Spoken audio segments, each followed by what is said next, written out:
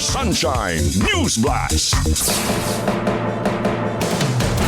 Sa dugang pang detalye sa atong mabalitang lokal, Gipakawalay Sala sila Governor Pamela Baricuatro ug iyang anak nga si Dr. Elise Nicole Catalan human gibasura sa Cebu City Prosecutor's Office ang kasong illegal solicitation.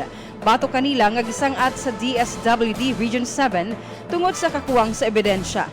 Ang reklamo ni Shalane Marie S. Lucero nagsulti nga ang Simple Share Foundation Incorporated nagkolekta og donasyon online gikan sa 2021 ug 2024 nga way permit. Apan giingon sa piskalya nga way donor nga reklamo, way panlimbong og way misappropriation sa pondo. Dugang pa napakyas ang DSWD sa pagsunod sa tulo ka gikinahanglan nga no risk due process.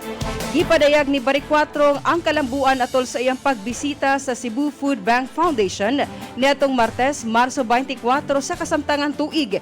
Di nagpasalamat siya sa suporta sa publiko ug sa mga donors sa foundation. Ini usa ka tawo nga pahimangno nga ang tinuod nga serbisyo ug integridad sa pagpatabang ug pagtabang sa katawhan mulampos bisan sa hagit sa legal nga proseso.